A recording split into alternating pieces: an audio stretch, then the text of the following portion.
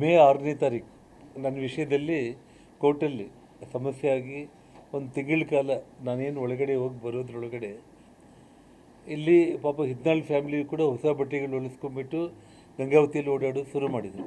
ಮತ್ತು ಗಂಗಾವತಿಯಲ್ಲಿ ಭಾಳ ಮಂದಿ ಎಲ್ಲ ರೆಡಿ ಮಾಡ್ಕೊಂಬಿಟ್ರು, ನಾಮಿನೇಷನ್ಗಳು ಕೂಡ ರೆಡಿ ಮಾಡ್ಕೊಂಡಿದ್ರು.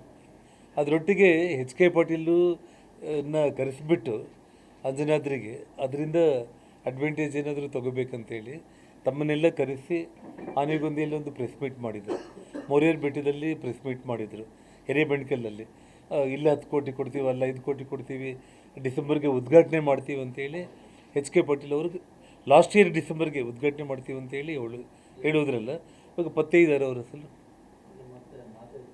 ಅಂದರೆ ಸ್ವಲ್ಪ ಆದರೂ ಅವ್ರಿಗೇನಾದರೂ ಒಂದಿಷ್ಟು ನಾಚಿಕೆ ಆಗಲಿ, ನಾವು ಹೇಳಿರುವಂಥ ಒಂದು ಮಾತಿಗೆ ಒಂದು ಬೆಲೆ ಆಗಲಿ, ಅಧಿಕಾರದಲ್ಲಿದ್ದೀವಿ, ಮಂತ್ರಿಗಳಾಗಿದ್ದೀವಿ, ಶಾಸಕರುಗಳಾಗಿದ್ದೀವಿ, ಸಂಸದರುಗಳಾಗಿದ್ದೀವಿ, ನಾವು ನಮ್ಮ ಮಾತನ್ನು ಹೇಗೆ ಉಳಿಸ್ಕೋಬೇಕು ಅನ್ನೋದು ಇರಬೇಕಾಗಿತ್ತು ಒಂದು.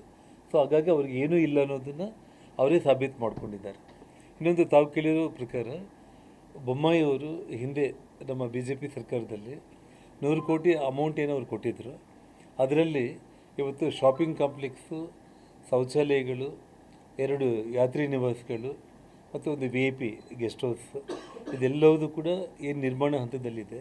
ಆಲ್ಮೋಸ್ಟ್ 90% ಕೆಲಸ ಮುಗಿದೋಗಿದೆ. ಇನ್ನೂ 10% ಆಗಬೇಕು.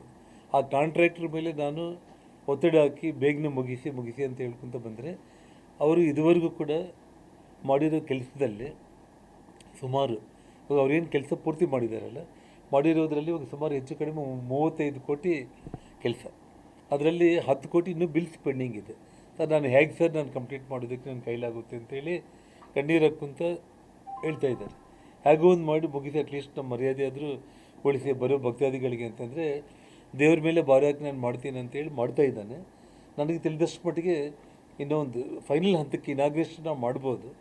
ಇನ್ನೊಂದು 10-15 ಡೇಸಲ್ಲಿ ಆ ಕೊಟ್ಟಿರೋ 100 ಕೋಟಿಯಲ್ಲಿ 35 ಕೋಟಿ ಕೆಲಸ ಇವಾಗ ಆಗಿರುವಂಥದ್ದು. ಇನ್ನೂ 65 ಕೋಟಿ ಕೆಲಸ ಅಲ್ಲಿ ಪೆಂಡಿಂಗ್ ಇದೆ.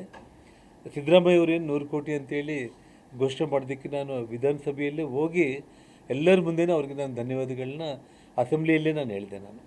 ಆದರೆ ಇವತ್ತು ವಿಚಾರ ಏನಂತಂದರೆ ಅಂಜನಾದ್ರಿ ಬೆಟ್ಟ ಇವತ್ತು ಅರಣ್ಯ ವ್ಯಾಪ್ತಿಗೆ ಬರುತ್ತೆ ಅಂತೇಳಿ ಬ್ಲೈಂಡಾಗಿ ಎಲ್ಲರೂ ಕೂಡ ಜಸ್ಟ್ ಅರಣ್ಯ ವ್ಯಾಪ್ತಿ ಅದನ್ನು ಯಾರೂ ಕೂಡ ಡೀಟೇಲ್ಡಾಗಿ ನೋಡ್ಕೊಂಡಿಲ್ಲ.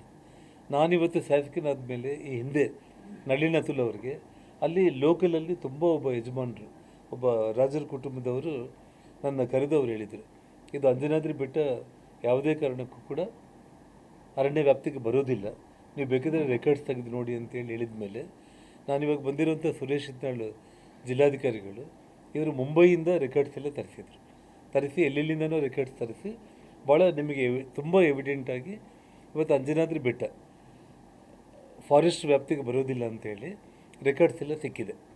ಇವಾಗ ಇದಕ್ಕೆ ಸೆಟಲ್ಮೆಂಟ್ ಆಫೀಸರ್ ಬಂದು ಬಳ್ಳಾರಿ ಅಸಿಸ್ಟೆಂಟ್ ಕಮಿಷನರ್. ಈಗಾಗಲೇ ಇವರು ಸುರೇಶ್ ಹಿತ್ನಾಳ್ ಅವರು ಎಲ್ಲ ರೆಕಾರ್ಡ್ಸನ್ನ ಹಿಂದೆ ನಾಗರಾಜ್ ತಹಸೀಲ್ದಾರ್ ಅವ್ರ ಮೂಲಕ ACಗೆ ಸಬ್ಮಿಟ್ ಮಾಡಿದ್ದಾರೆ. ನಾನು ಒಂದು ವಾರದ ಹಿಂದೆನೇ ಅವ್ರ ಹತ್ರನೂ ಮಾತಾಡಿದೆ.